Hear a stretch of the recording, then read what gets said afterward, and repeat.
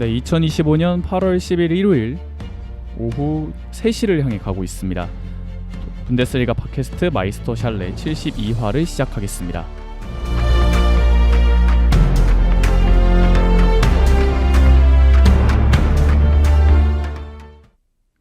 먼저 본 방송은 축구에 대한 애정과 과몰입이 가득한 팟캐스트입니다. 그로 인해 일부 부적절한 언행이 나올 수도 있다는 점 미리 양해 부탁드립니다. 방송에 대한 댓글과 피드백은 팟빵과 유튜브 댓글창에 남겨주시면 다음 회차 준비 시 큰 도움이 됩니다. 네, 안녕하세요. 여기는 지금 3명의 패널이 나와 있습니다. 저는 진행을 맡은 박대현이고요. 안녕하세요. 볼프스부르크 팬 김상윤입니다. 네. 프랑크푸르트 팬 변병철이고요. 저희 원래 한 명이 더 있어야 되는데 늦잠 잤대요. 그래서 오늘 못 온다고 해가지고 저희 3명이서 진행을 하게 됐습니다. 네, 그래도 뭐 내용은 바뀌지 않으니까요. 알차게 진행해 보도록 하겠고요. 저희가 지난주에 한번 쉼을 갖고 2주 만에 돌아왔습니다. 그동안 어떻게 지내셨나요? 저는 뭐 지난주에는 토트넘 그 내한 이벤트 때 그 MD를 좀 팔러 가가지고 그 알바를 했는데 뒤지게 힘들었습니다. 사람이 엄청 많았나요? 진짜 많았어요. 그 전반 20분까지 유니폼 줄 서고 있었어요. 경기 시작한 뒤에도. 네. 그래서 그 손흥민 다 팔았고요. 이야. 큰 사이즈들이랑 작은 사이즈들밖에 안 남았어요. 다른 선수들도. 근데 손흥민 건 다 팔렸다. 그런 거 그 남는 것들은 다시 영국으로 돌아가나요? 영국에서 온 건 아니고 그 한국에서 그거를 받아와서 일로 2차적으로 뿌려준 거라 아마 그쪽으로 가지 않을까. 알겠습니다. 근데 뭐 저는 뭐 좋았어요. 나쁘지 않았고. 근데 노동 강도에 비해 페이가 좀 아쉬웠지만 그거는 뭐 어쩔 수 없는 거고. 뭐 따로 그 유니폼 받으셨다고. 그거 그냥 원래 다 저희가 입던 것도 그냥 다 다시 보내는데 네. 저희가 너무 고생을 많이 했다고. 왜냐면 손흥민이 다 팔렸으니까. 그렇죠. 너무 많이 고생했다고. 그냥 본부장님이 그냥 가져가라고 하나 주셨습니다. 그것도 뭐 약간의 페이에 포함된다라고 네. 넘기시면 조금 낫지 않을까요? 그렇죠. 그래서 그 손흥민 인형도 저 받았습니다. 그 오. 인형도 같이 팔았는데 손흥민 인형이 엄청 많이 남았어요. 그래서 손흥민은 가져가도 된다 해가지고 하나 가져갔어요. 그렇게 토트넘과의 마지막 인연을 끝으로 물론 뭐 나중에 돌아올 수도 있지만 손흥민이 이적을 했네요. 그렇죠. 손흥민이 이적을 하게 됐습니다. 뭐 이거는 뭐 다음에 뭐 얘기할 수도 있겠지만 손흥민 선수가 독일에서 인연이 없었던 건 아니기 때문에 그렇죠. 뭐 다른 거 특집으로 뭐 할 수는 있겠죠. 근데 저희가 아직 그런 것들을 하기에는 다뤄야 될 게 많아가지고. 맞습니다. 오늘 2주 만에 또 팟캐스트 진행을 하기 때문에 우리가 전달해야 할 내용들이 많아요. 그래서 차근히 한번 말씀을 드려볼 거고, 상윤 씨는 어떻게 지내셨나요? 저는 뭐 요새 또 뭐 알바하면서 취업 준비도 하고 있으니까 좀 많이 바쁘게 지내고 있고요. 정신없이. 그리고 또 저도 저번 주에 이제 토트넘이랑 뉴캐슬 내한 경기를 한번 다녀왔거든요. 네네. 이제 또 볼프스부르크에서 토트넘으로 넘어간 판더벤이라는 선수가 있는데 그 선수 마킹 유니폼이 마침 또 있어가지고 볼프스부르크 볼프스부르크 킷 그거 입고 이제 응원하러 갔습니다.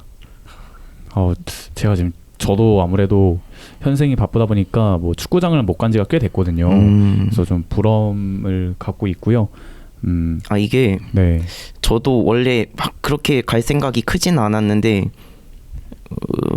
한 경기 3-4일 전에 손흥민이 이제 공식적으로 마지막을 인터뷰로 오피셜에 내버려가지고 본인 스스로 이거는 꼭 좀 아버지랑 같이 보러 가야겠다. 왜냐면 아버지도 손흥민 축구를 많이 좋아하셔가지고 가야죠. 네, 요거는 꼭 좀 챙겨서 가야겠다 싶어가지고 같이 가자고 해서 갔고 거기서 또 병철님이 일하고 계셔가지고 만났나요? 한번 만나 뵈려고 시도는 해봤는데 너무 바빠가지고 그 더운 천막 안에서 그 또 사람도 엄청 줄 서 있고 열기 때문에 진짜 힘들어 보이셔가지고. 그 판매 부스가 외부에 있던 건가요? 네, 외부에.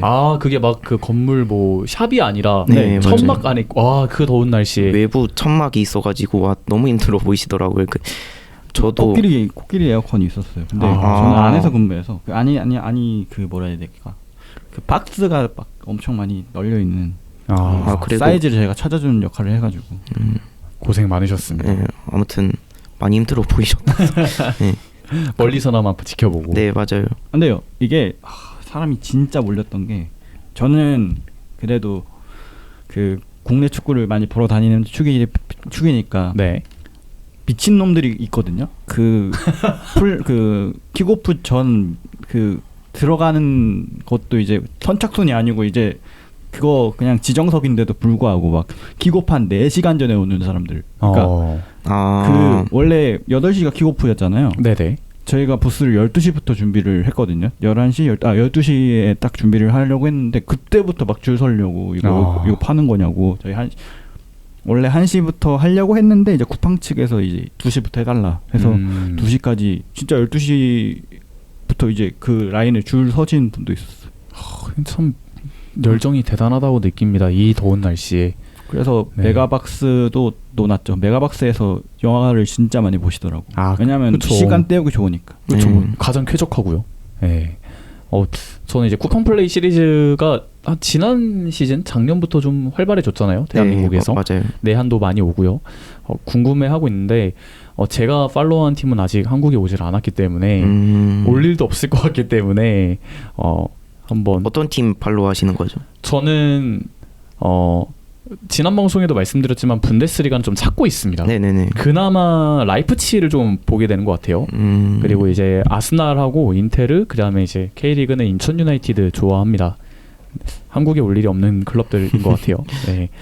저도 그냥 약간의 근황을 말씀드리면 제가 지금 스포츠캐스터를 준비하고 있고 관련된 아카데미 수업을 듣고 있는데 지난 수요일에 이제 임용철 위원님과 함께 중계 실습을 할 일이 있었어요.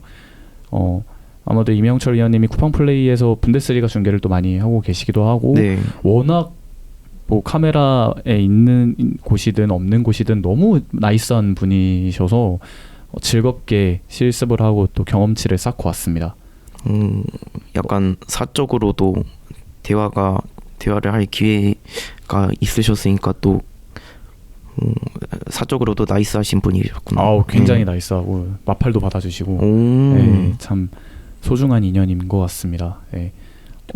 네네. 그렇죠. 이명철 해설위원님도 저희가 지금 준비 중에 있습니다. 물론 제가 직접적으로 하는 건 아니고 네네. 여기 저희 스튜디오를 빌려주시는 분이 이명철 위원님과 그래도 친분이 있으셔서 그쪽 팟캐스트에서 모시려고 할 때 저희도 낑겨서 우리 30분 우리 30분 약간 이런 식으로 그때 장난식으로 얘기를 했어가지고 그리고 동근이 형은 실제로 이명철 해설위원과 조금의 안면이 있다고 그렇군요. 들었어요. 예, 스포츠판이 참 좁아요. 네. 신기하다. 제가 뭐 축구 체크 활동을 할 때도 그렇고 뭐 여러 가지 스포츠 관련 활동을 하지만 정말 스포츠판은 좁습니다. 그 인연이 좀 닿기를 기대해 보겠고요. 댓글 소개랑 이제 관련된 토크를 좀 하고 이제 본론으로 넘어가겠습니다. 병철님이 한번 소개해 주시죠. 저희 이제 71화 2부의 유튜브에 달린 댓글인데요. 신선하고 따뜻한 정보 감사드립니다. 잔잔한 방송 잘 듣고 갑니다. 라고 남겨주셨습니다. 네, 감사합니다. 감사합니다. 네. 자, 1부와 2부 이제 나눠서 갑니다. 1부는 덕국 뉴스인데 업데이트된 소식이 정말 많습니다. 그래서 속도감 있게 한번 진행해 보면서 이제 업데이트 알려드리겠고요. 2부에서는 위내 소식이 좀 많았어요. 그래서 주로 디아스를 영입한 또 방출 작업도 있던 위넨의 이야기를 주로 다루고요. 이제 슈투트가르트와 또 바이언의 슈퍼컵도 있습니다. 그거에 대한 프리뷰도 같이 진행해 보도록 하겠습니다. 네, 그럼 이제 덕국 뉴스 1부의 메인 컨텐츠를 시작해 보겠습니다. 빠르게 갈게요. 프랑크푸르트 이야기부터 가시죠. 프라이부르크가 도안 리츠를 프랑크푸르트에게 이제 넘겨줬습니다. 네, 2,200만 유로 정도의 이 정도고 이제 세론이 있고 5년 계약이고 근데 이 선수가 27, 28살이기 때문에 더 이적을 할 수 있을지는 모르겠지만 그래도 뭐 이적을 한다면 높은 금액을 주고 데려가겠죠. 어쨌든 도안은 이번 시즌 후반기 랑리스트 기준으로 리그 2위에 해당하는 그러니까 리그 내 그 인터내셔널 클래스 2위에 해당하는 그런 등급을 받았기 때문에 지금 지난 시즌 스탯만 봐도 이제 10개 골과 7개 도움을 했기 때문에 이제 그 생산성도 보여줬고 충분히 괜찮은 영입이라 생각했고 계속 도안 리치 얘기는 나왔어서 얘는 이제 꿈의 타겟으로 조금 브루카르트랑 같이 조금 두 명을 가장 크게 노렸는데 둘 다 잘 데려온 것 같아서 기분이 좋습니다. 어쨌거나 이제 에키티케가 리버풀로 떠났잖아요. 그래서 이제 공격진의 보강이 필수적이었던 프랑크푸르트인데 말씀해 주셨던 브루카르트와 함께 도안 리치가 이제 왔습니다. 제가 맨날 발음이 꼬여서 죄송해요. 아니요. 에키티케 이제 빈자리를 좀 메꿀 수 있다라고 보고 계신가요? 지금 보니까 프리시즌에는 원래 4-4-2를 쓰는 감독이었는데 네네. 지금 4-2-3-1로 좀 포지션을 바꿨더라고요. 포메이션을. 그래서 원톱에 브루카르트를 놓고 양 옆에 이제 크나우프나 바호야 이번에 리치도 왔고 네. 그래서 이제 4-2-3-1로 이제 하려고 하는 것 같아요. 그리고 괴체도 이제 공미에 뛸 수 있는 자원이니까. 그리고 차이비 같은 경우도 이제 8번, 6번 이렇게 좀 내려와서 조금 쓰는 걸 좀 검토를 하고 있더라고요. 그렇군요. 감독이. 그러면 도안이 이제 2선의 오른쪽 윙으로 위치하는. 리치는 오른쪽으로 하고 왼쪽이 바호야 있고 크나우프는 이제 리치와 직접적으로 경쟁을 해야 되고 리치가 그리고 그 공격형 미드필더도 볼 수는 있어서 가운데도 볼 수는 있어서 그죠. 네, 그래서 뭐 다양한 그 공격의 다양성을 위해서는 필요한 영입이었고 어쨌든 리치는 안쪽으로 치고 들어와서 마무리를 해줄 수 있는 자원이기 때문에 좋은 영입입니다. 그리고 좋습니다. 지난 시즌 이제 프라이부르크에서 정정해 드립니다. 34경기 10개의 득점, 7개의 도움을 기록했던 도안 리치였고요. 5년 계약입니다. 세로니도 존재하고 있습니다. 프라이부르크 입장에서도 이제 도안의 이탈이 어느 정도 예측이 됐기 때문에 공격진의 보강을 위해서 이제 뭐 시리아크 이리에, 스즈키 유이토, 이고르 마타노비치, 그리고 데리 셰어한트 등을 영입을 했습니다. 상당히 많은 선수와 또 금액을 투자했어요. 이게 결국 미리 데려온 거죠. 도안 리치가 나갈 거니까 그 돈과 비슷한 돈을 써서 이제 여러 명의 선수를 데려왔는데 뭐 스즈키 유이토 같은 선수도 이제 덴마크에서 잘하는 선수를 데리고 온 거고 마타노비치는 이제 프랑크푸르트에서 자리를 못 잡고 있다가 프라이부르크로 갔는데 뭐 제가 계속 팔로우한 건 아니지만 그 프리시즌 때 연속골을 넣기도 하고 괜찮은 활약을 보여줬더라고요. 그래서 마타노비치 같은 유형의 선수를 또 프라이부르크는 잘 쓰기 때문에 기대가 되는 영입입니다. 다들. 네, 한편 프랑크푸르트는 수비진에서 또 큰 축을 담당했던 투타를 보내게 됐습니다. 이제 사우디아라비아의 알두아일로 이적을 했고요. 이적료는 1,500만 유로 5년 계약입니다. 계약 기간이 1년밖에 남지 않았기 때문에 이제 매각을 결정하게 됐네요. 이제 재계약을 계속 제시를 했었는데 이제 연봉을 좀 더 많이 올려달라 약간 이런 식으로 돼가지고 결국 그거는 안 된다 약간 그렇게 돼서 재계약도 지지부진했는데 막상 관심도 많이 없었어요. 근데 갑자기 또 알드와일이 고맙게도 이렇게 1,500만 유로를 질러주셔가지고 우리 사우디 형님들의 덕을 좀 봤습니다. 뭐 계약 기간이 1년 남았다고 하면 아무래도 이적료를 온전히 회수하기가 좀 쉽진 않잖아요. 근데 얘 얼마 안 들었어요. 네, 데려올 때. 그 애기 때 데려와가지고 그 어렸을 때 데려와서 19, 18 이때 데려와서 그리고 그때는 세론이 35%를 달고 왔거든요. 근데 네. 세론을 삭제했어요. 그 돈을 더 주고. 그래서 1,500만 유로 온전히 저희한테 오는 돈입니다. 그러면 이제 프랑크푸르트도 좀 수비진의 보강이 필요할 것 같은데 어떻게 보고 계신가요? 근데 사실 그 뎁스상으로는 괜찮아요. 왜냐하면 투타가 애매했거든요. 네. 결국 코호와 테아트가 센터백을 이루고 있는데 그리고 거기에 이제 콜린스도 있고 아멘다라고 저희 그 지금 부상 때문에 저도 얘가 불안하긴 한데 네네. 어쨌든 왼발 센터백이고 키가 크거든요. 네. 얘도 기대를 많이 받고 와가지고 그때 900만 유로에 데려왔는데 결국 계속 부상에 시달려서 제대로 쓰지를 못했어요. 제가 그래서 얘가 제대로 뛰는 걸 보지를 못해가지고 네. 결국 아멘다도 쓰려면 써야 되기 때문에 만약에 여기서 아멘다가 나간다고 하면 보강할 수도 있을 것 같아요. 근데 투타가 나가고 나서 이타쿠라코가 투타의 이상적인 대체자로 여겨졌었는데 네. 그래서 실제로 뭐 오퍼도 했다 그러고 관심도 되게 높아졌다고 했다가 이제 결국 이제 아약스로 가게 됐죠. 그래서 투타는 투타의 자리는 이제 내부에 있는 자원들로 좀 채우지 않을까. 당분간은 뭐 지금 그 프랑크푸르트 쪽 얘기를 들어보면 그 이제 잉여 자원들 매각에 좀 초점을 맞추고 이제 그 이후에 좀 슈가 영입을 노리겠다라는 얘기를 많이 해서 아직 그 이적 그러니까 영입에 관련돼서는 좀 기대를 안 하고 있는 편입니다. 지금은. 어쨌거나 아직 이적 시장이 좀 남았잖아요, 기간이. 그래서 좀 프랑크푸르트의 앞으로의 행보, 또 챔피언스리그에 나가는 팀이기 때문에 또 어떤 행보 이어갈지 한번 지켜보도록 하겠습니다. 자, 이제 레버쿠젠으로 가겠습니다. 그라니트 자카가 프리미어리그의 썬덜랜드로 이적을 했습니다. 야, 이거 보십시오. 지금 썬더랜드가 2천만 유로를 32살, 33살의 자카한테 박았어요. 와, 맞아요. 이게 좀 헛웃음이 나오는데. 그러니까 1,500만 유로 보장에 500만 유로 이제 옵션이 들어간 3년 계약이죠. 옵션도 달성하기 쉬운 걸로 다뤄졌을 것 같은데 결국 레버쿠젠 2천만 유로를 좀 고소했기 때문에. 저도 그렇게 알고 있습니다. 그래서 잘 판 거거든요. 잘 판 건 맞아요. 그런데 이런 거 보면 참 안타깝다고 해야 될까요?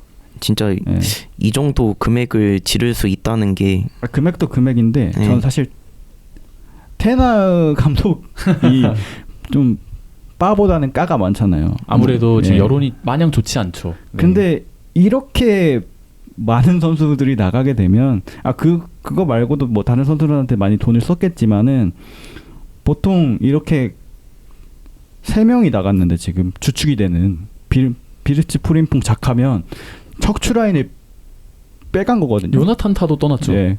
진짜 척추 라인이 나간 거예요. 근데 뭐 사실 타는 뭐 자유계약이었으니까 그건 어쩔 수 없다고 생각하더라도 사실 이런 말을 하면은 뭐 다른 분들이 좀 싫어하실 수도 있지만 지금으로선 테나가 좀 불쌍해 보인다.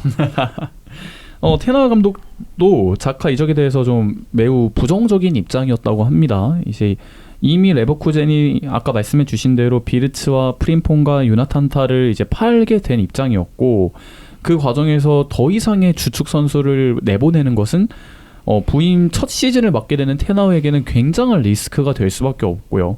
그거에 대해서 팀의 구조와 문화를 좀 무시하는 셈이 된다라고까지 말할 정도로 강한 입장을 보였던 테나우였지만 그렇기에는 썬덜랜드의 제안이 너무 좋았고 자카 본인도 좀 의사가 확고했던 거로 보입니다. 이거는 자카가 아마 강력하게 가고 싶다고 했을 거예요. 사실 약간 여담인데 제가 이제 아스날을 좀 팔로우하고 있다고 말씀드렸잖아요. 네네.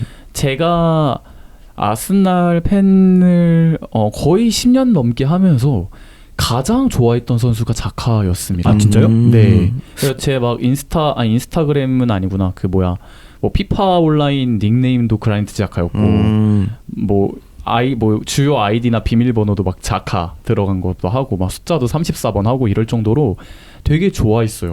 제가 잘 몰라서 그러는데 아스날이 있었을 때 좀 팀 내에서 불화가 있었던 편이 아닌가요? 희로애락의 깊이가 정말 깊은 선수였죠. 정말 나름대로 당시 아스날에서 큰 금액을 주고 메넨글라드바우에서 이제 영입을 시켜왔는데 기대에 비해서 좋지 않았던 시기가 있었고 무엇보다 팀의 암흑기의 상징이라는 얘기도 들었었고 주장이 박탈되기도 했죠. 팬들과의 직접적인 마찰이 있기도 했고요.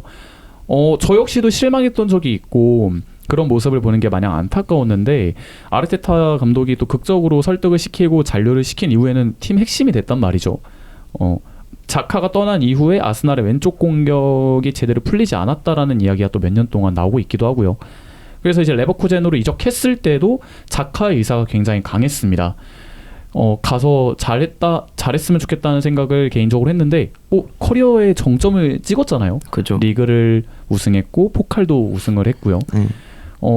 그래서 어쨌거나 레버쿠젠에서 그런 뭐 좋은 모습을 보여준 거에 대해서 굉장히 나름대로는 뿌듯해하고 있는 상황이었는데 좀 놀랍게도 썬덜랜드로 다시 이제 프리미어리그로 복귀를 했습니다.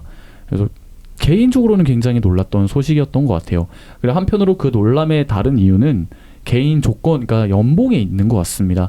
레버쿠젠이 분데스리가 우승을 얼마 전까지만 했던 클럽이 얼마 전만 해도 이제 했던 클럽이고 분데스리가 내에서 최상위에 있는 클럽이라고 봐야 되는데 자카가 레버쿠젠에서 연봉 한 700만 유로 정도를 수령을 했는데 챔피언십에서 승격을 한 썬덜랜드가 자카에게 1000만 유로의 연봉을 수령한다고 합니다. 이걸 듣고 좀 더 놀랬던 것 같아요. 이게 그 분데스리가는 약간 주급 체계가 빡세거든요. 그리고 그렇죠. 네. 크게 도르트문트, 바이언 제외하면 그 도르트문트에도 1000만 유로 주급자 없을 거예요. 제가 알기로. 알레가 900만인가 그랬던 것 같은데. 알레가 도르트문트 네. 할 때 좀 크게 그래서 연봉이 수령을 했죠. 네. 아마 상한선이 걔네가 로이스 뭐 홈레스 제외하고 1000만이 안 넘었던 것 같고, 뭐 바이언은 1000만이 넘는데 제가 잘은 그 주급체는 몰라서 일단은 독일 내에서는 1000만 유로 정도의 주급 체계를 주는 데가 바이언하고 도르트문트 제외하면 없다라고 보시면 될 것 같아요. 네, 그리고 레버쿠젠은 또 한 명의 뭐 레전드이자 베테랑인 골키퍼 루카시 흐라데츠키를 이제 떠나 보냈습니다. 흐라데츠키는 이제 AS 모나코로 이적을 했습니다. 이적료는 300만 유로에 100만 유로 옵션이 딸려 있고요. 계약 기간도 2+1입니다. 흐라데츠키의 폼은 어땠을까요, 막판? 안 좋았죠. 네, 불안하다는 말이 불안하다는 게 많았어요. 많았었고, 네. 그래서 실제로 코바르도 몇 번 나왔었고, 근데 코바르가 더 불안해서 맞죠. 문제였던 거지만, 네. 근데 흐라데츠키는 이제 결국 이제 나이도 나이고 조금 이제 본인도 선발에서 뛰고 싶었고, 그러니까 이제 모나코 행을 결정한 것 같고, 이제 플레켄이 잘하고 있으니까 네. 와서, 그래서 플레켄이 주전으로 가고 이제 서브 키퍼로 블라스비를 좀 데려왔기 때문에 좋은 이제 레전드를 이제 보내는 거죠. 어떻게 보면 좋게. 이제 프리미어리그 브렌트포드에서 마크 플레컨을 데려와서 지금 주전 키퍼로 낙점을 한 레버쿠젠이고요. 또 라이프치히에서 블라스비를 데려와서 이렇게 골키퍼 이제 뎁스를 구성을 했습니다. 자, 그리고 이제 모두를 떠나보낸 건 아닙니다. 슈퍼 서브라고도 할 수 있는 패트릭 시크와 2030년까지의 재계약을 마친 레버쿠젠입니다. 근데 이거 제가 봤을 때 시크를 선발로 쓸 확률이 높아요. 테나는.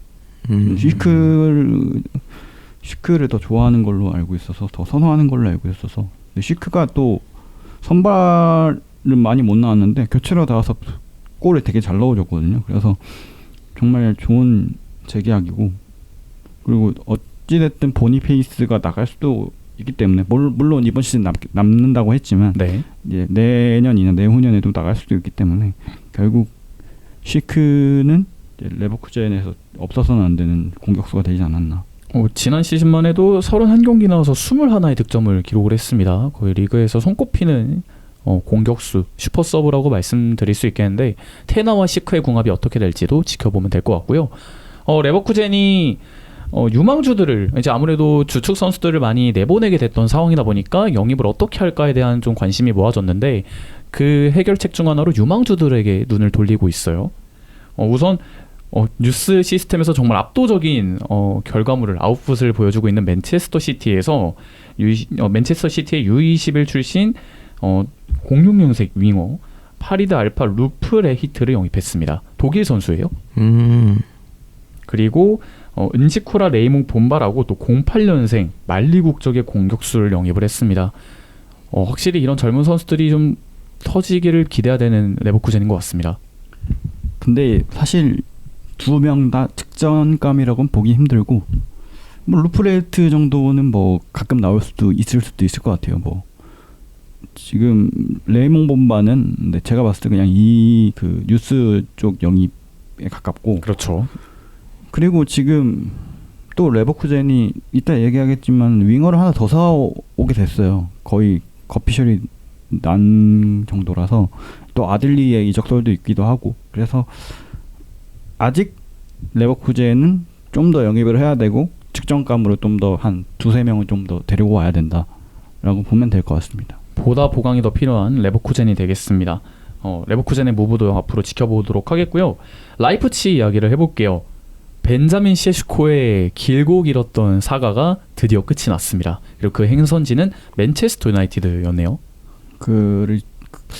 셰슈코가 어쨌든 갑자기 또 인기가 없어졌다가 이제 결국 맨유랑 이제 뉴캐슬에서 이제 결국 플랜 A, 플랜 B 다 어그러지니까 이제 셰슈코로 다 눈을 돌린 건데, 이제 뉴캐슬이 연봉을 더 세게 불렀지만 맨유행을 원했고 그래서 결국 이제 라이프치히도 맨유 쪽에 제안을 승낙을 하면서 이 딜이 이루어진 것 같아요. 제가 이 좀 셰슈코 사가의 스토리를 좀 정리를 해드리면요. 우선 셰슈코와 가장 먼저 또 거의 단독 입찰 수준으로 연결이 됐던 클럽은 아스날이었습니다. 뭐 9번이 필요했던 아스날이 셰슈코의 잠재력을 정말 높게 받고 영입을 좀 노렸다라고 했지만 셰슈코 자체가 아스날에서의 주전이 되는 것에 좀 확신을 갖지 못했고 또 라이프치히와 아스날 간의 클럽 간 요구 이적료 격차도 좀 있었기 때문에 지지부진하다가 결국 아스날은 요케레스를 영입하는 선택을 했고요. 그 이후에 셰슈코가 약간 붕 뜨는 거 아닌가 걱정을 했는데 뉴캐슬과 맨체스터 유나이티드의 이제 영입 경쟁이 붙었죠. 그래서 처음에 좀 급작스럽게 기운다 싶었던 클럽은 뉴캐슬이었습니다. 뉴캐슬이 셰슈코와 접촉을 했고 나름대로 긍정적인 결론을 내린 끝에 7,500만 파운드 플러스 500만 파운드 거의 이제 8천만 유로를 오퍼를 했고 셰슈코 입장에서도 굉장히 놀랐다고 합니다.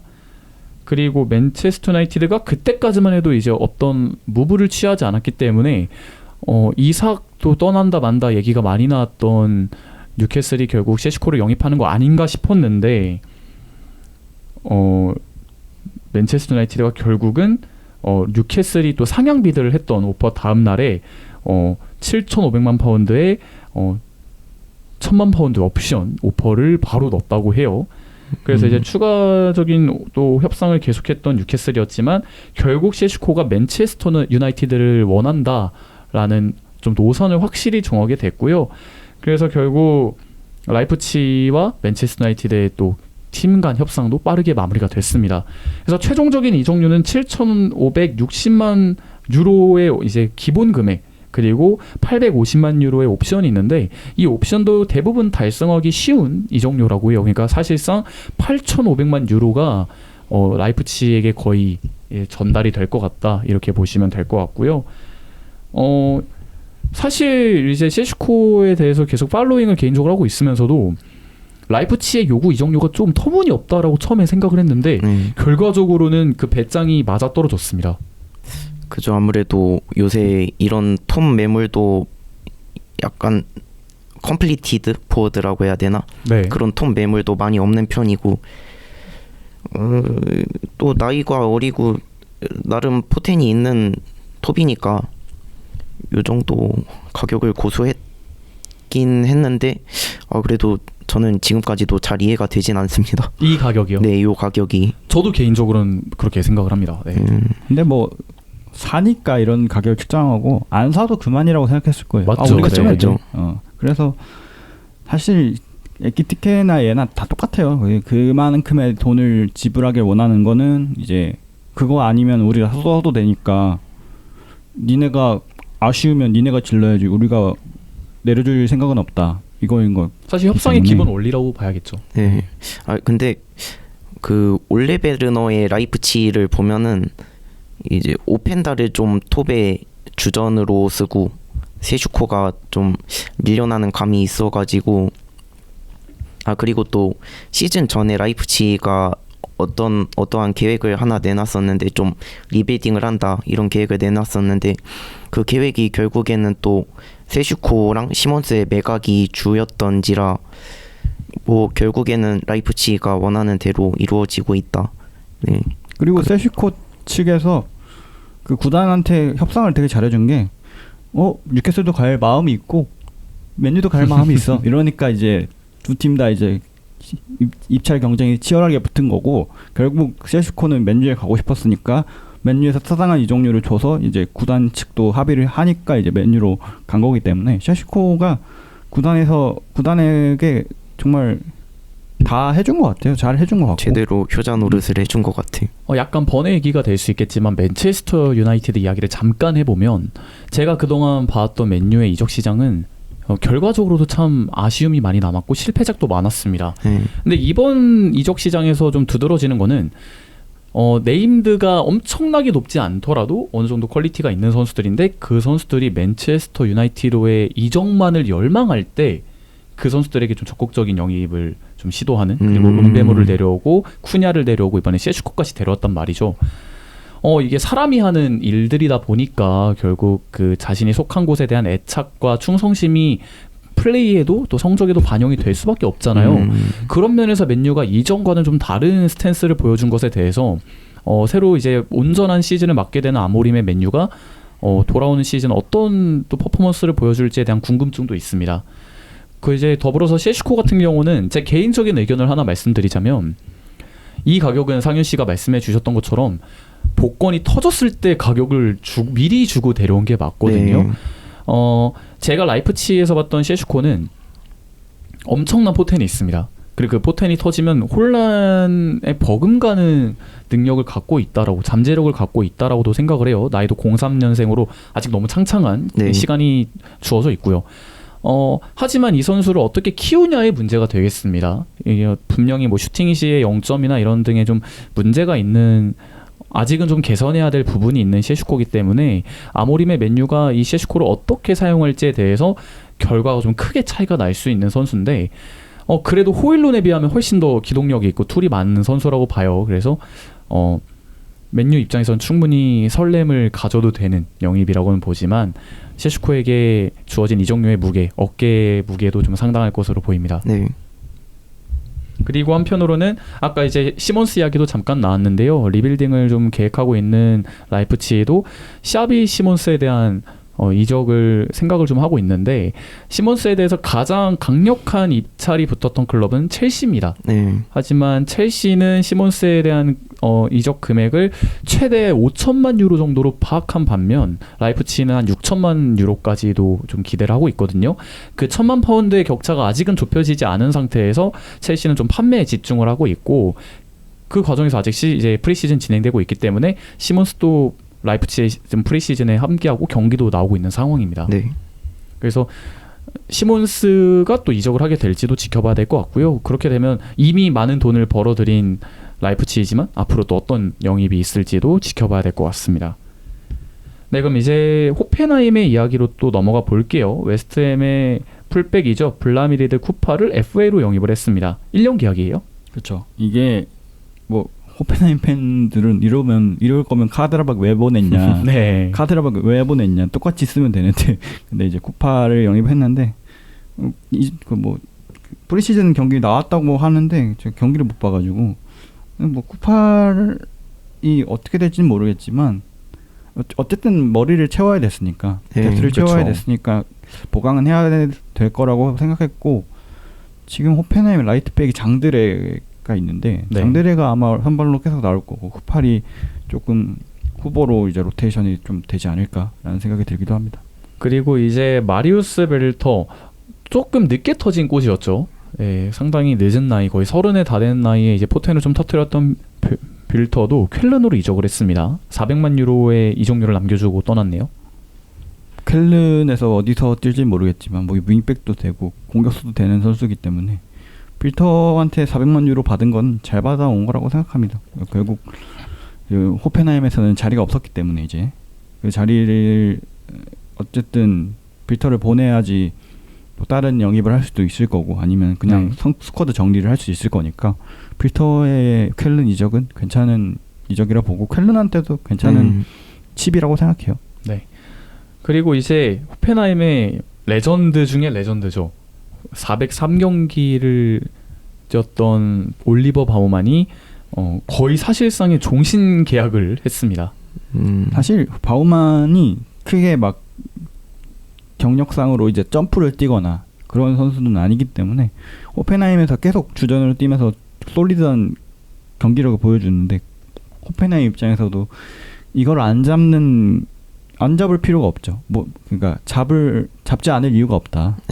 그래서 무조건 잡아야 되는 거였고, 이제 호펜하임의 낭만까지 챙길 수 있는 선수이기 때문에 이 선수와 함께 언급되는 이제 크라마리치도 아마 바우만의 길을 걷지 않을까라는 생각이 듭니다. 크라마리치도 참 공격 쪽에서 꾸준한 폼 보여주고 있는 선수죠. 네. 자, 그리고 이제 마인츠인데요. 마인츠 이재성 이야기도 조금 있다가 하겠습니다. 일단 그 전에 홍현석 선수가 낭트, 프랑스에 있는 낭트로 임대로 이적을 했습니다. 한 시즌 임대고요. 등번호 7번을 받았습니다. 낭트에서는 상당히 중용될 것으로 기대가 되는데 임대료는 40만 유로 그리고 구매 옵션은 350만 유로입니다. 그러니까 만약에 완전 이적을 하게 된다면 약 400만 유로의 이적료를 회수하게 될 마인츠가 되겠고요. 이미 낭트에는 권혁규 선수가 또 이적을 해 있습니다. 그래서 낭트가 좀 한국 선수들을 많이 영입하는 무브를 취하게 됐네요. 홍현석 선수는 안타깝지만 마인츠에서 실패라고 봐야 되고 네. 마인츠에서 들인 돈도 꽤 있는데 아마 800만인가 줬을 거예요. 맞죠. 네. 그러면 이제 결국 반타작 된 거거든요. 원금 회수가 안 된 거야. 네. 그러면 이제 마인츠 입장에서는 이거 잘못 데려왔었구나가 되는 거여서 어쨌든 낭트에서 잘 풀려서 성공을 하면 좋을 것 같습니다. 어쨌든 마인츠에서는 더 이상 이제 돌아와도 입지가 조금 불안할 것 같기 때문에 결국 낭트에서 잘 하셔가지고 낭트로 완전 이적을 하시면 좋을 것 같아요. 이제 이번 시즌 끝나면 월드컵이 있잖아요. 그래서 홍현석 선수나 뭐 권혁규 선수도 다 이제 낭트에서 많은 경기를 소화하고 또 폼을 끌어올린 다음에 월드컵의 일원이 되면 좋을 것 같습니다. 자, 이제 메넨글라드바흐 이야기를 해볼게요. 츠반차라가 튀르키의 안탈리아스포르로 임대로 이적했습니다. 겔준님이네요. 메넨글라드바흐의 겔준님이에요. 츠반차라라고 반두형이라고 부르거든요. 반두형. 근데 진짜 못해요 축구. 분데스리가에서는 진짜 못해요. 조금 더 소개를 해주시죠. 겔주이니까. 저도 사실 이 선수의 악명을 많이 들었지 플레이를 많이 못 봐가지고 저희 원래 패널 중에 MG 팬이 있었는데 항상 반도형 욕을 하고 다녔기 때문에 약간 악명이 높고요. 그리고 키 큰데 헤딩을 못해. 발도 좀 무족이야. 그래서 어떻게 될지 모르겠지만 안달리아스포르로 잘 보낸 거죠. 어떻게 보면 어차피 쓸지도 못하는 선수이기 때문에. 그러고 이제 메넨글라드바흐는 홀슈타인킬에서 슈토마치노를 영입했습니다. 기본 보장 금액과 옵션까지 합하면 거의 1,000만 유로에 달하는 금액을 투자를 했고요. 4년 계약입니다. 직전 시즌 홀슈타인킬에서 11골 2개의 도움을 기록을 했고요. 또 더불어서 프랑크 오노라도 2029년까지의 재계약을 마쳤습니다. 호재죠. 슈토마치노를 데려온 건 잘한 거고 오노라 잡은 것도 잘한 거예요. 그리고 이 정도 금액을 쓴 거면 잘해야 됩니다. 큰 금액 투자죠. 네, 메넨글라드바흐. 직전감으로 직전감을 노리고. 근데 잘할 것 같아요. 슈토마치노는. 킬에서 보여준 득점력만 보여준다면 뭐 10골 5개 도움 정도만 해줘도 좋지 않을까. MG 입장에서는. MG 같은 팀들이 올라와야 분데스리가 경쟁력이 올라가는 거기 때문에. 그렇죠. 저도 그렇게 생각합니다. 네. 그래서 MG는 조금 더 분발해줄 필요가 있다. 그리고 또 케빈 딕스가 프리시즌 폼이 괜찮다고 해요. 그래서 딕스랑 또 저희 나라와 관련 있는 옌스 카르스토프도 있기 때문에 이번 시즌에는 이미 겨울에 이제 보스만으로 땡겨온 애들이 있어서 보스만이 아닌가? 카르스토프는 돈 주고 데려온 것 같기도 하고. 네, 돈 주고 데려온. 케빈 딕스는 아마 FA가 맞고. 그래서 참 케빈 딕스는 사실 아시아 선수는 아시아 선수라고 해야 되나요? 이게 애매해요. 인도네시아 국가대표라 얘도 어쨌든 아시안컵을 가기 때문에 이제 MG는 아시안컵을 좀 걱정할 수도 있다. 슈토마치노와 이제 딕스가 갑자기 나간다. 이러면은 이제 공격진 하나랑 수비 하나가 나간 거기 때문에 이거랑 조금 이어서 얘기를 해보자면 이제 이타쿠라코가 이제 아약스로 가게 됐어요. 아약스에서 이제 1,000만 유로 정도, 1,100만 유로 정도를 주고 데려갔는데 어쨌든 이타쿠라도 투타와 비슷한 거였습니다. 1년 남았었고요. 그래서 결국 재계약을 하냐 나가냐였는데 보통 나가냐의 쪽에 많이 쏠려 있었고 수익 창출을 하려면 이제 보내야 되는 입장이었기 때문에 어쨌든 계속 뜨뜻미지근하다가 갑자기 또 아약스 쪽에서 확 데려간 거라서 이타쿠라코는 아마 이게 커뮤니티에서 논쟁이 좀 있었어요. 이게 MG에서 아약스를 간 거면 그걸 업그레이드로 봐야 돼? 아니면 뭐 다운그레이드로 봐야 돼? 이러고 했는데 선수 입장에서는 일단 파는 거부터 얘기를 해보자면 MG 입장에서는 1년 남았으니까 어디든 팔아야 돼. 그렇죠. 왜냐면 공짜로 보내기 싫으니까. 그러면 아약스에서 상응하는 금액을 질러줬는데 아약스는 결국 그 챔피언스 리그를 나갑니다. 네. 네. 이게 선수 입장에서 굉장히 큰 메리트로 다가왔을 거고 그죠. 그리고 굉장히 크죠. 아약스에 가면 LADBG에 우승을 할 수도 있어요. 그러니까 트로피를 얻을 확률이 아무래도 MG에 있을 때보다는 확실히 높은 그리고 클럽이죠. 프로닝원에서도 임대로 갔다 온 적이 있는 선수이기 때문에 이타쿠라는 제가 네덜란드의 네, 경험이 네덜란드 있고요. 경험이 있고요. 그래서 저는 뭐 팀은 업그레이드 같고 리그는 다운그레이드 정도 보시면 될 것 같아요. 결국 가서 어떤 폼을 보여주느냐가 가장 중요할 것으로 보이는 이타쿠라 코입니다. 자, 그리고 이제 마빈 두쿠슈가 브레멘에 상당히 또 잔뼈가 굵었던 선수인데 버밍엄 시티로 떠났습니다. 300만 유로에 이적을 했어요. 그 브레멘의 겔주님이 떠났습니다. 그 브레멘의 겔주가 두 명이거든요. 미첼 바이저랑 그렇죠. 마빈 두쿠슈인데 바이저는 또 부상을 당했잖아요. 근데 두쿠슈는 따지고 보면 바이저 밑이에요. 바이저는 진짜 찐 겔주고 네. 두쿠슈는 약간 부겔주 느낌인데 근데 어쨌든 두쿠슈가 그 파워가를 미치게 하는 그 결정력의 소유자거든요. 네. 잘 넣을 땐 잘 넣는데 이제 한없이 놓칠 땐 한없이 놓치는 타입이라서 좀 기복이 많죠. 크죠. 네. 그래서 결국 근데 어쨌든 두쿠슈가 나이도 들었고 이제 현금화를 해야 될 자원이 되기도 했기 때문에 결국 버밍엄으로 가게 되면서 300만 유로를 벌어다 줬다라고 보면 될 것 같아요. 그리고 개인적으로 좀 주목했던 이적인데요. 엔조 미오가 슈투트가르트의 공격형 미드필더죠. 뭐 측면 2선을 다 소화할 수 있는 프랑스 출신의 젊은 02년생 이제 유망주라 할 수 있는데 이 선수가 아틀레티코 마드리드와의 링크가 좀 짙게 뜨다가 도리어 또 사우디로 갔습니다. 알 아흘리의 오퍼를 수락을 했고요. 옵션까지 다 합하면 3천만 유로의 이적료를 남기고 떠난 엔조 미오입니다. 잘 팔았죠. 굉장히 잘 팔았죠. 진짜 잘 파는 거고 그 엔조미오가 바이아웃이 있는 건 맞았는데 이게 5대 리그에 한정된 바이아웃이라서 아라을리로 갈 경우에 돈을 더 받을 수 있었어요. 그래서 네. 아라을리가 이제 3천만 유로를 주고 데려갔는데 이거 보니까 약간 야이슬레 감독이 지금 아라을리 감독인데 그 감독이 잘 꼬셨다고 해요. 엔조미오를. 그래서 엔조미오가 이제 사우디로 가게 되지 않았나. 또 알 아흘리가 헤나투 베이간가 이제 이름이 제가 풀네임이 정확히 기억이 안 나는데 확실히 스페인의 그 셀타베고에서 좀 유망했던 베이가가 가브리 베이가죠. 네. 정정해 드릴게요. 실패를 했죠. 네, 근데 좀 적응을 하지 못하고 이번 시즌 앞두고 이제 포르투갈의 FC 포르투로 이적을 했습니다. 그래서 어떻게 보면 또 그 선수의 자리를 물려받게 될 엔조 미오가 되겠고요. 또 슈투트가르트 입장에서도 자금이 생겼고 보강이 필요해졌는데 또 영입 후보 중에 한 명으로 아스날의 파비오 비에라가 연결이 되고 있습니다. 맞아요. 파비오 비에라가 떴더라고요. 네. 원래 그 파오크의 그 공격형 미드필더 데려올 했는데 계속 골 때리는 게 네네. 그 실제로 이제 합의가 다 돼서 공항에 앉아 있었대요. 네. 근데 구단주가 야, 나도 넌 또 못 보낸다. 다시 와. 근데 결국 재계약에 사인했어. 그래서 29년까지 복귀이거든요. 지금. 그래서 파비오 비에이라가 나온 게 얘가 안 됐어. 이제 다른 애를 찾아야 돼. 찾다 보니까 파비오 비에이라가 된 거예요. 아스날 입장에서는 두 팔 벌려 환영합니다. 왔으면 비에이라가 참 유망한 선수인데 네. 저는 참 아직도 아쉬운 게 비에이라 영입한다 했을 때 아스날 팬 입장에서는 비티냐 데려오지 좀 더 투자하더라도 그 생각을 했거든요. 그 결과가 너무 명확해졌잖아요. 개인적으로 참 많이 안타까운 영입이라고 생각을 하고요.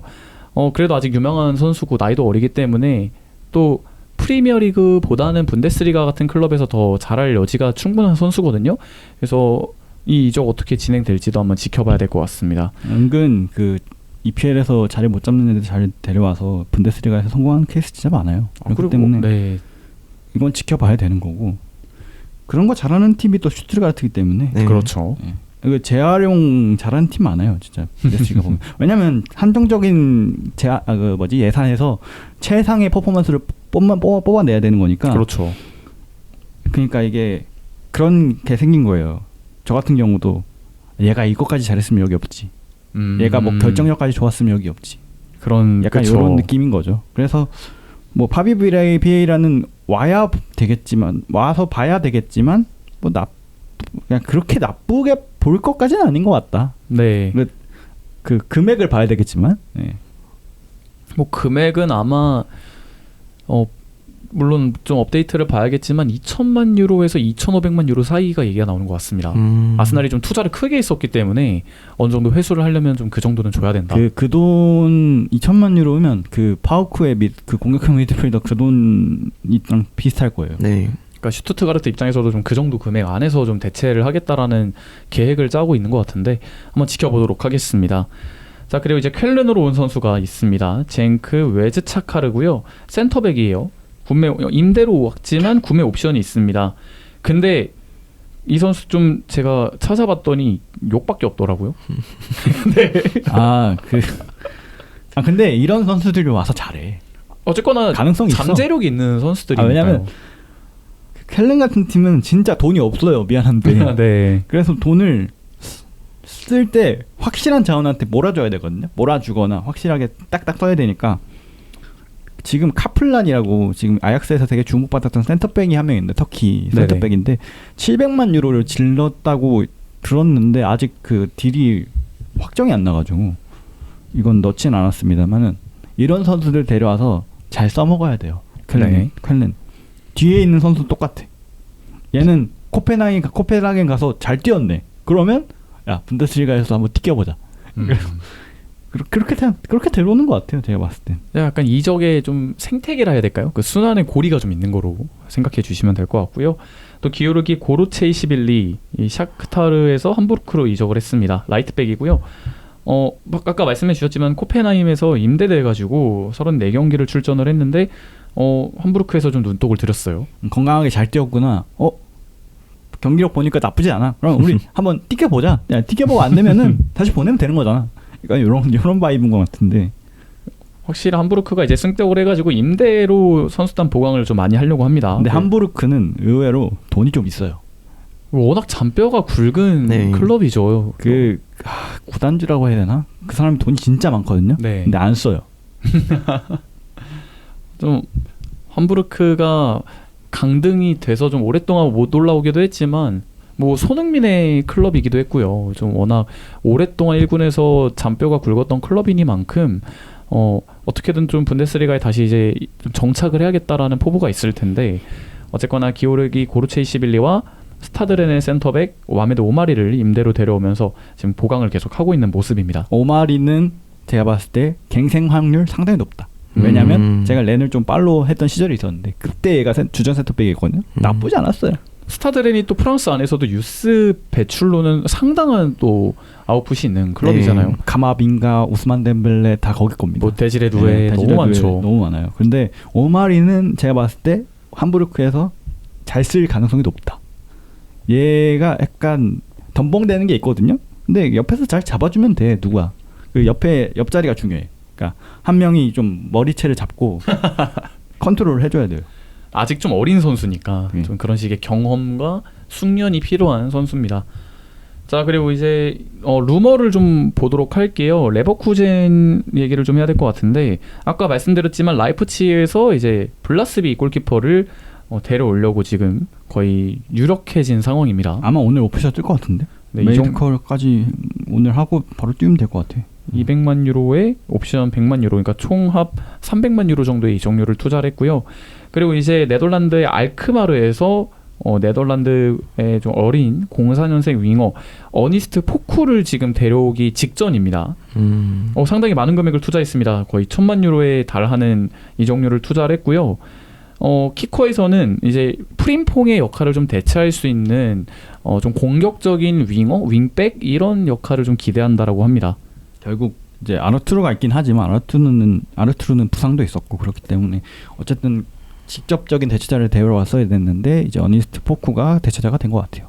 그리고 이제 로익 바데죠. 또 라리가에서 또 이제 꽤 많은 이름을 알렸던 선수인데 세비야의 센터백입니다. 이 선수가 지금 레버쿠젠과 짙게 연결이 되고 있어요. 레버쿠젠이 백스리를 이제 가동한다고 봤을 때 여기에 지금 뛸 수 있는 선수가 많이 없습니다. 타도 이적을 했고 이러다 보니까 인카피에 뭐 이번에 리버풀에서 데려왔던 콴사, 탑소바, 뭐 타페 그리고 뭐 정말 유사시 안드리 정도를 기용할 수 있기 때문에 센터백 뎁스에 좀 충원이 절실하게 필요했던 레버쿠젠이었고요.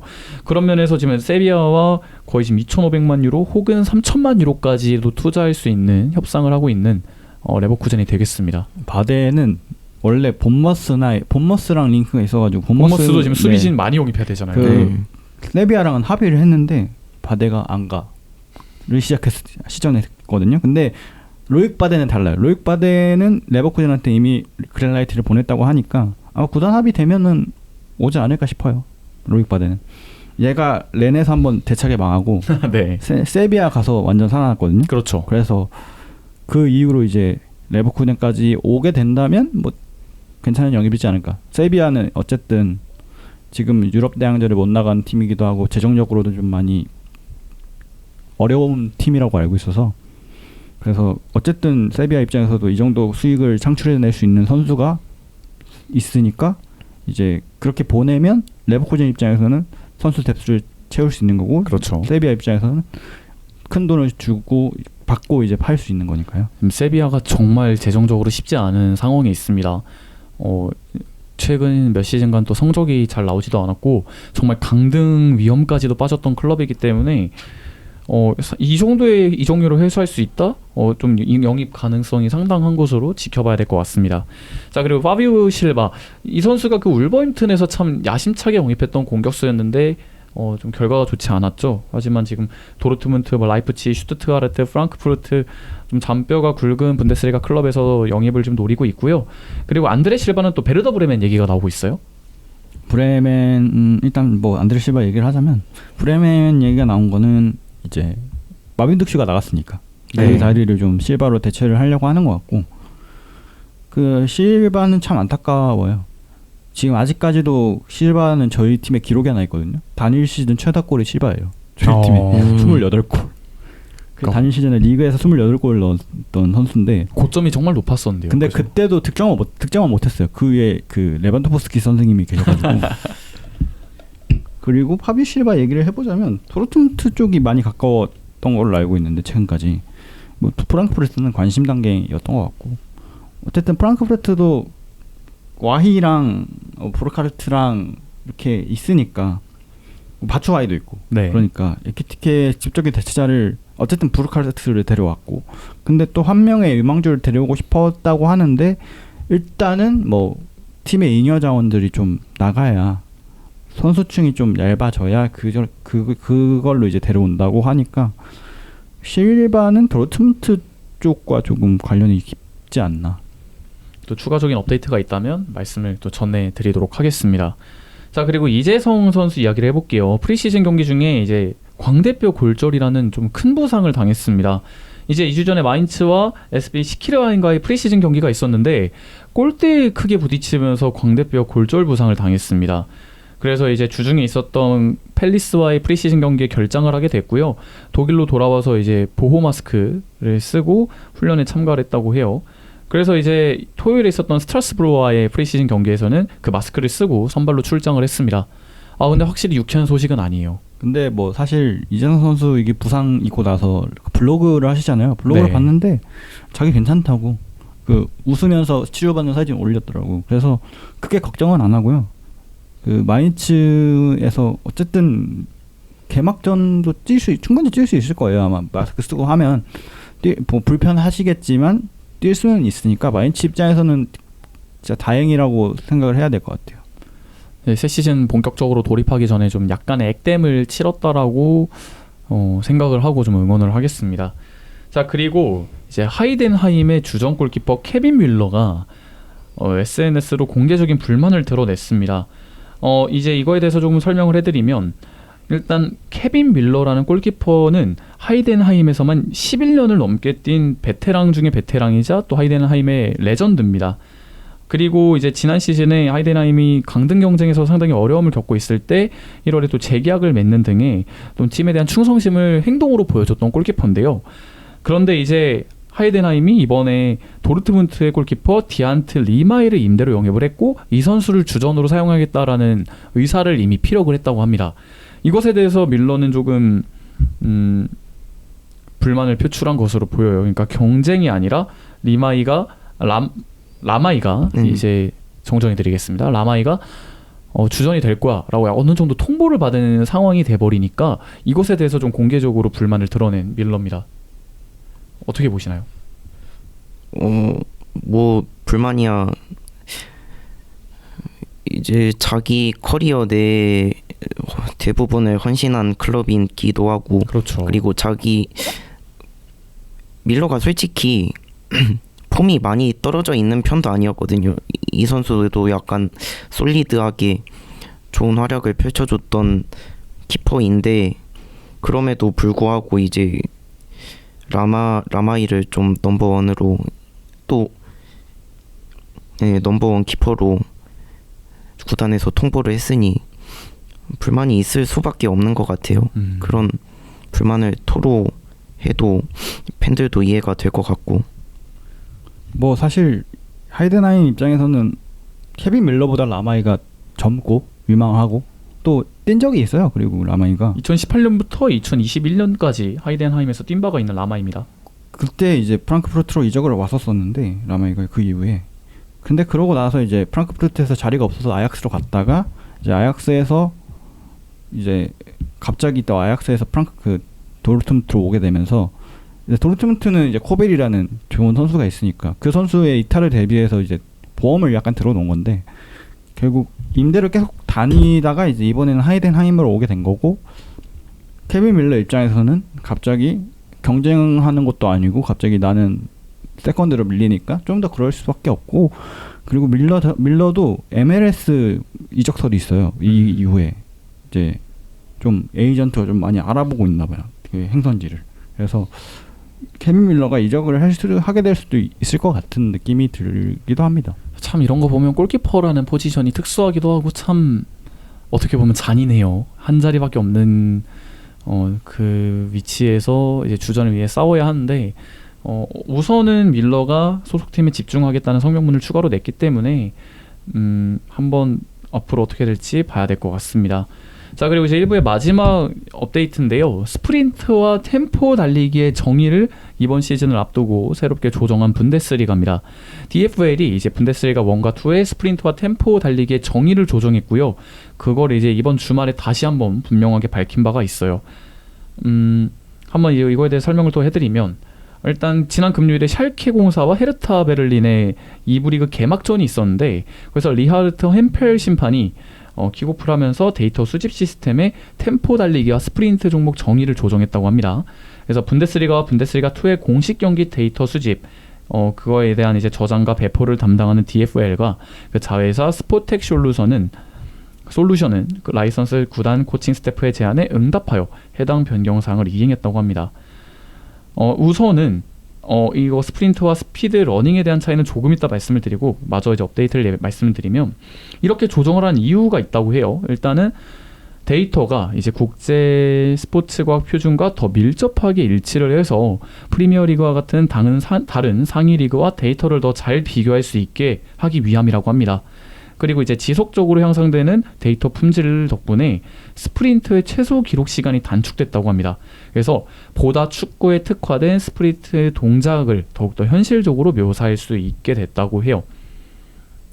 지난 시즌까지만 해도 스프린트 같은 경우는 22.68km, 그러니까 시당 그 정도가 나와야 스프린트였고, 러닝은 시간당 18km에서 22.68km 이하의 속도를 보여줬을 때를 스피드 러닝이라 했는데, 이제 다가오는 시즌부터는 시간당 속도가 25km가 넘어야 스프린터로 인정이 되고, 스피드 러닝 같은 경우는 20km에서 25km 시간당 속도를 보여줘야 그렇게 이제 인정이 된다고 합니다. 참 이런 거 도입 잘해요. 그러니까 이거를 좀 쉽게 말씀을 드려보면, 그 전에는 스프린트에 걸리는 시간이 좀 더 길었고 그 속도도 조금 낮춰서 봤다면, 아무래도 축구는 순간적인 폭발력이 더 중요한 스포츠잖아요. 네. 그 속도 오래 100m 달리는 것보다는 정말 짧은 거리를 빠르게 돌파하는 것이 더 실용적인데, 그거에 맞춘 기록 정리가 됐다, 데이터 분류가 됐다, 이렇게 이해를 하시면 될 것 같습니다. 이게 또 직접 봐야지 구분이 되는 그러한 사항들이 있잖아요. 그러한 사항들을 또 이렇게 뭐라고 해야지 지표로 따로 분류를 할 수 있다는 게 조금 더 편리해진 것 같아요. 이제 스카우팅하는 입장에서는. 그렇죠. 네. 그래서 이제 프로 선수가 분데스리가에서 스프린트의 횟수가 이제 카운팅이 되기 위해서는 시속 25km 이상에 도달해야 하고요. 그 속도를 0.5초 이상 유지를 하면 인정이 된다고 합니다. 더불어서 템포 달리기의 범위도 재정의가 됐다고 합니다. 이전에는 이제 시간당 4.68km의 주행 범위를 가져야 됐지만 이제는 시간당 5km를 주행할 수 있게 됐다고 합니다. 이게 이제 운동 트레이너들이 이렇게 요청을 좀 했다고 합니다. 그래서 이번 시즌부터는 시속 20km 이상으로 충분히 긴 주행이 소위 말하는 인텐시브 런으로 간주가 된다고 합니다. 그러니까 다시 정리를 한다면 이 인텐시브 런이라는 것은 스프린트와 템포 달리기를 합친 어떻게 보면 합집합의 영역이라고 봐주시면 될 것 같아요. 이제 분데스리가가 압박 강도가 높은 리그다 보니까 그렇죠. 이런 압박 스탯 같은 것들을 이제 리그에서도 분데스리가 리그에서도 이제 팀 기록으로 남기거든요. 거기에 이제 인텐시브 런을 팀이 몇 킬로 했는지 막 나오는데 아마 그런 것들을 조금 더 분석하기 편하게 하려고 정립을 한 것 같아요. 이 기록 같은 경우에는. 그래서 어쨌든 이런 예전에 VAR도 가장 먼저 분데스리가가 도입을 했었고 네. 이런 뭐 용어의 정의나 이런 달리기의 정의 같은 것도 분데스리가가 먼저 이제 시작을 하게 되면서 이제 이게 좋게 되면 이제 프리미어리그, 세리에 뭐 라리가까지 이제 넘어가는 것 같은데 이런 것들을 도입하는 것 자체는 좋은 거라고 생각합니다. 그 팬들도 약간 저희 같이 딥하게 보는 사람들은 진짜 압박을 어느 정도로 하는지 뭐 몇 킬로 뛰었는지 그런 걸 다 보기 때문에 사실 그런 것들을 보면서 이제 이 감독이 이런 것들을 좋아하는구나 이런 것들을 보기 때문에 이런 템포 달리기 스프린트를 합친 것도 이제 어떻게 보면 보기 편하라고. 그렇죠. 그러니까 좀 파악에 용이하라는 거죠. 네, 보기 네. 편하라고 해놓은 거기 때문에 좀 이거는 이제 도입을 해봐야 되겠죠. 어쨌든. 네. 그렇죠. 도입을 하고 나서 저희가 또 다시 얘기할 기회가 생기면 그때 한번 다시 얘기를 해보는 걸로 하겠습니다. 그리고 확실히 스프린트에 대한 기준치가 올라갔기 때문에 어떤 선수가 더 많은 스프린트를 할 수 있냐가 진짜 그 주력을 가늠할 수 있는 척도로 보다 더 명확하게 좀 구분이 될 것 같아요. 이런 식의 데이터의 변화도 지켜보면 좀 좋을 것 같습니다. 네, 그러면 마지막으로 뭐 일부에서 업데이트할 만한 내용이 있을까요?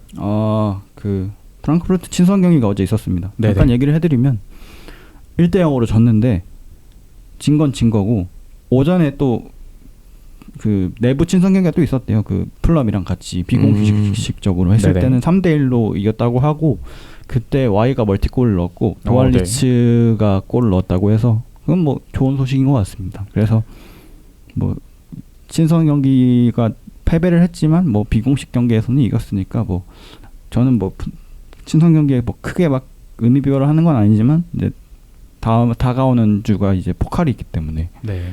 조금 이제 진짜 시즌이 시작됐다는 걸 느끼고 이제 보강도 이제 마지막을 향해서 달려가야 되지 않을까라는 생각이 들기도 합니다. 네. 상윤 씨 있으신가요 혹시?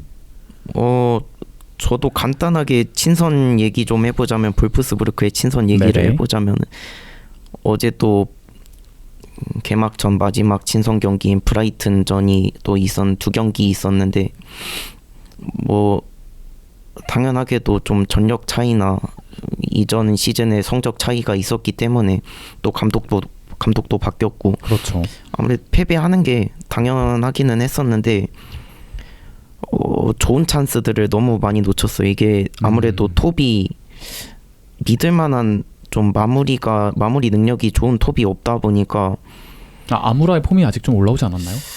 아무라가 좀 이게 전술상으로 골을 넣을 수 있는 위치가 아니에요. 톱이 맞기는 한데 이제 톱에서 측면으로 빠져주면서 역습을 해주는 전술이다 피니셔의 롤이 보니까 아니군요. 네, 맞아요.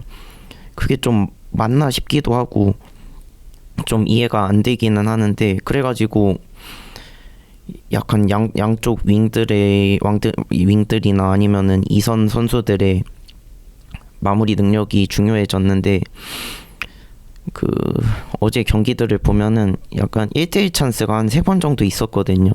그런 거를 죄다 놓쳐버리고 아쉽게 져버려가지고 확실히 시간이 좀 걸릴 것 같기는 해요. 맞는 조합을 찾는 것도 아니면 또 시모니스의 전술을 정착시키는 것도 아마 시즌 초까지